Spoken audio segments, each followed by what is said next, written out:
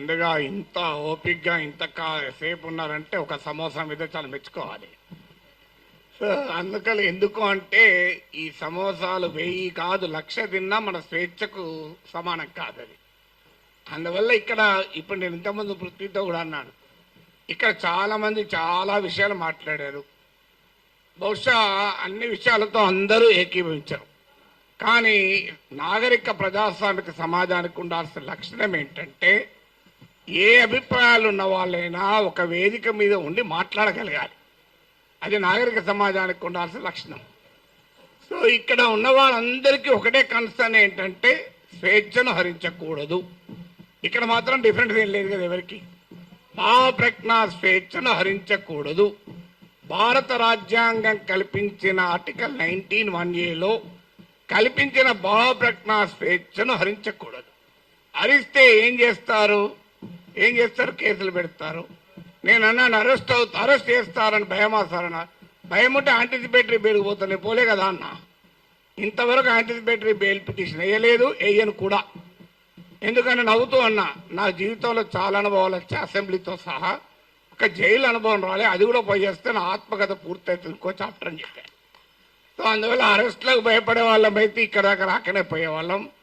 నేను 30 ఏళ్ల వయసులో యూనివర్సిటీలో అసిస్టెంట్ ప్రొఫెసర్గా ఉన్నప్పుడు Times of India group daily the ఇండిపెండెంట్కు ఒక ఆర్టికల్ రాశారు. అప్పుడు ముఖ్యమంత్రి నెదురుమల్లి జనార్దన్ రెడ్డి పైన glad to see him go అని రాశారు. అప్పుడు చీఫ్ మినిస్టర్ ఆఫీస్ నుంచి వైస్ ఛాన్సలర్ ఫోన్ వస్తే నన్ను పిలిపించాడు. ఏం నాగేశ్వర్ పెళ్ళై 4 ఏళ్ళు అయింది, కొడుకు పుట్టి 1 ఇయర్ కూడా కాలే, ఇప్పుడు మన ఉద్యోగం తీసేస్తే ఏమవుతుంది అన్నాడు. నేను తీసేయమన్నాడు సార్ మీ సీఎంను. ఒక 30 ఏళ్ళు అక్కడ ఇక్కడ ట్యూషన్లు చెప్పుకొని బతుకుతా, 30 ఏళ్ళ తర్వాత కోర్టులో సుప్రీంకోర్టుకి వెళ్ళి ఈ డబ్బులన్నీ తెచ్చుకుంటే జూబ్లీహిల్స్ ఇల్లు కట్టుకుంటా అని చెప్పాను. ఎందుకంటే నాకు అదొకటే మార్గం కనబడుతున్నది సార్, లేకపోతే లేదని చెప్పిన. అంటే అందువల్ల 30 ఏళ్ళ వయసులోనే భయపడలే, 62 ఏళ్ళ వయసులో భయపడతామా? సో అందువల్ల అది భయపడే ప్రసక్తే లేదు.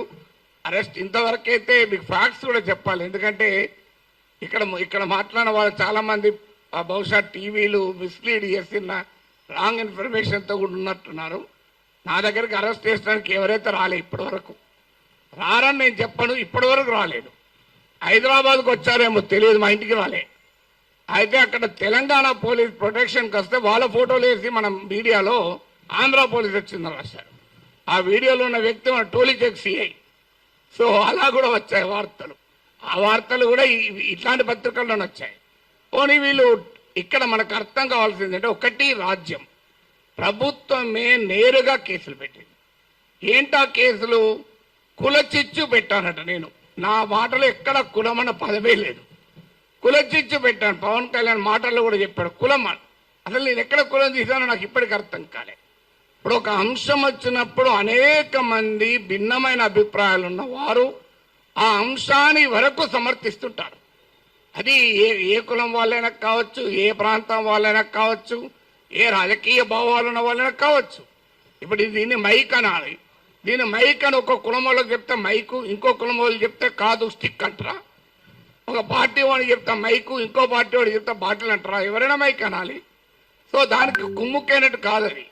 తర్వాత ప్రాంతం అని కూడా తీశాడు పవన్ కళ్యాణ్. ప్రాంతం అని తీస్తే ఎవరు తీశారు ప్రాంతం? నిజంగా ఇక్కడ వచ్చిన ఇన్ని సంఘాలు ఉన్నాయి, వీళ్ళు తీయలే. తెలంగాణ సంఘాలు మొదలు ప్రాంతం అనే ప్రస్తావనే తీయలే. ఆ ప్రస్తావన తీసింది కూడా 2 పార్టీల వాళ్ళే.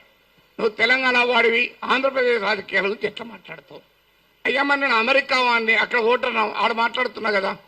ఇరాన్ పైన మాట్లాడుతున్నా, ఇరాన్ ఓటర్నా?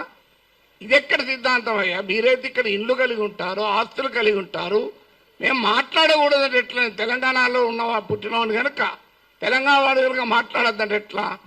అంటే కులం తీసింది మీరు, ప్రాంతం తీసింది మీరు, మళ్ళీ మమ్మల్ని కులము ప్రాంతం తీశారంటున్నారు. ఎంత ఆశ్చర్యమో చూడండి. ఇక అది కులం చిచ్చు పెట్టారని కేసు పెట్టారు, అక్కడ కులం ప్రస్తావన కూడా చేయలేదు నేను. ఇంకో కేసు ఏంటిది? ఈవెన్ నోటీస్ ఇవ్వకుండా కూడా అరెస్ట్ చేయించారు 3 ఏళ్ళు. ఏంటది అంటే అల్లర్లు సృష్టించేదానికి పనిచేశారట. నేను ఇప్పుడు ఈ ఇన్సిడెంట్ జరిగి 10 రోజులు అయింది. ఎక్కడ అల్లర్లు అయింది? 2 దోమలు కూడా ఎవరు చంపలే, 4 ఈగలు కూడా చంపలే. అల్లర్లు ఎక్కడే? పోనీ 2 కుక్కలు కొట్లాడుకున్నాయా? అరే ఏమో ఏంటిది మీకు? అల్లర్లు సృష్టించారు. అదే కాదు, ప్రజా జీవితాన్ని అల్లకల్లోలం చేశారట ఒక కేసు. జోకేంద్ర వాళ్ళు పెట్టిన కేసులు మనకు నవ్వొస్తాయి. మీరు ఎంతమంది చూశారో తెలియదు నాకు ఎఫ్ఐఆర్లు. ఆ సెక్షన్ నేను చూస్తే ఆ లాలోనే ఉంది, this section is not applicable for words అన్నాడు. మరి నేను వర్డ్స్ కాకపోతే ఏం మాట్లాడినా బాంబులు వేసినా. ఇంకో దగ్గర this section is not applicable to the statements అన్నారు. నేను మాట్లాడేది వర్డ్ స్టేట్మెంటే కదా. అంటే అప్లికేబుల్ కాదని చట్టంలో ఉన్న కేసు పెట్టారు. ఇక చూడండి, ఇక్కడ మనకు అర్థం కావాల్సింది అంటే చాలా మంది మిత్రులు మాట్లాడారు, నేను మాట్లాడిన అంశం అసలు ఇష్యూనే కాదు, అది ఇష్యూనే కాదు. నన్ను కులం అన్నారు. ఇప్పుడు ఇంతకుముందు విమలక్క గారు చెప్పారు, నేను ఏ కులంలో పుట్టాలనే హక్కు నాకుంటే, అది అవకాశం నాకుంటే అది నేను డిసైడ్ చేసుకుంటాను. ఎక్కడో చూడ పుట్టిన తర్వాత ఎక్కడున్నాం అనేది పాయింట్ కదా. చిన్నప్పటి నుంచి అణగారిన కులాల కొరకే పనిచేసాను తప్ప అణగారిన జాతుల కొరకు వర్గాల కొరకే మాట్లాడింది. ఇక్కడ కాదు, ప్రపంచంలో ఎక్కడ అణచివేతుంటే అక్కడ మాట్లాడాం. ఇక్కడ కాదు, ఏ వెనుజులాలో నా కులం ఉందా, నా ప్రాంతం ఉందా, వెనుజులాలో అణచివేత గురించి, క్యూబాలో అణచివేత గురించి మాట్లాడాం, కొలంబియాలో మాట్లాడాం. అక్కడ ఎవరి కులాలు ఉన్నాయి, ఎవరు ఏమున్నాయో మాకు. సో ఎక్కడ అణచివేతుంటే అక్కడ మాట్లాడతాం. సో అందువల్ల ఇక్కడ అసలు విషయం ఏంటి అంటే, ఇంతకుముందు చెప్పారు మన మిత్రుడు రఘు చెప్పాడు, అసలు విషయం ఈ ఇష్యూనే కాదు. ఇష్యూ ఏంటి, ఆంధ్రప్రదేశ్కు విశాఖపట్నానికి రైల్వే జోన్ ఇచ్చాడు. ఆ ఇచ్చినట్టే ఇచ్చి ఆదాయం వచ్చే కిరండాల్ కోరాపుట్ లైన్ తీసేసి ఇచ్చారు. ఆ లైన్ను ఒరిస్సాకు పంపించారు. ఆంధ్రప్రదేశ్లో ఒక్క రాజకీయ పార్టీ అడగదు. నా పైన గంట సేపు డిబేట్ పెట్టే టీవీ ఛానల్ కూడా అడగవు. విచిత్రం ఏంటంటే, అయ్యా మరి ఈ రైల్వే జోన్ ఇచ్చారు, ఆదాయాన్ని ఇచ్చేదాన్ని తీసుకువెళ్ళి ఒరిస్సాలో కలిపారు, ఇది అన్యాయం కదా అని ఒక్కరు అడగలే. నాగేశ్వర్ పైన 1 అవర్ డిబేట్ పెట్టిన వాళ్ళకు ఆంధ్రప్రదేశ్ ప్రజల కోసం అవసరమైన ఈ ఒక్క టాపిక్ మీద ఎందుకు డిబేట్ పెట్టరు? ఆన్సర్ లేదు. ఇక మీకు మచిలీపట్నం పామర్రు ప్రాంతంలో మీకు విలువైనటువంటి ఆయిల్ అండ్ గ్యాస్ నిక్షేపాల్ని ఓఎన్జీసీ కనుగొంటే అత్యంత చరిత్ర జరిగిన దుర్మార్గ చరిత్ర గల వేదాంతకి ఇచ్చేశారు. తూత్కుడిలో ప్రజల్ని చంపినటువంటి వేదాంతకి ఇచ్చారు. ఇది ఆంధ్రప్రదేశ్లో ఏ ప్రధాన పార్టీలు రెండూ అడగలే. ఇక్కడ నా పైన డిబేట్ పెట్టిన టీవీ వాళ్ళు అడగలే. విచిత్రం ఏంటంటే, కానీ నేను అడిగాను, అది కోపం ఏంటంటే ఇలాంటి ఉదాహరణ 100 చెప్పగలుగుతాను. అందువల్ల పబ్లిక్ గా క్వశ్చన్ చేయకూడదు. అందువల్ల ఒక్కసారి బెదిరిస్తే దాన్ని డాక్ట్రైన్ ఆఫ్ చిల్లింగ్ ఎఫెక్ట్ అంటారు. అంటే బెదిరిస్తే వీడు నోరు విప్పడని. కానీ గుర్తుపెట్టుకోవాలి, ఎంత బెదిరిస్తే అంత బిగ్గరగా అడుగుతాం, పని కట్టుకొని అడుగుతాం. అదే నేను అన్నది. అదే అని యుద్ధం మీరు మొదలు పెట్టారు, నేను ముగిస్తాను అన్నాడు. మళ్ళీ దాన్ని పెట్టుకొని యుద్ధం చేస్తావట అంటారు. అయ్యా నేను ఏమన్నా అందులో క్లియర్గా నా ప్రజా సమస్యల పైన అన్నా. అంటే ఇప్పుడు ఇంకా దానిపైన కేసు పెట్టలేదు. బహుశా ఎఫ్ఐఆర్ ఛార్జ్ షీట్లు ఆడి చేస్తారో తెలియదు. కానీ ఒక్కడు మాత్రం మళ్ళీ చెప్తున్నాను, మీరు అరెస్ట్ చేసుకుంటారా, కేసులు విత్డ్రా చేస్తారా, చెయ్యరా, అది మీ ఇష్టం. మేము మాత్రం మాట్లాడుతూనే ఉంటాం. We will die but we will not give up our right to free speech అనేది మా మాట. చావనన్నా చేస్తాం కానీ మాట్లాడే హక్కుడు వదులుకోము. మీకే అణిచివేత వేసినా దానికి మేము సిద్ధం, సంతోషం. మీరు వస్తారంటే చెప్పండి, టైము ప్లేస్ కూడా చెప్పండి, ఆడికి వస్తా, కావాలంటే అరెస్ట్ చేసుకోండి. Thank you very much.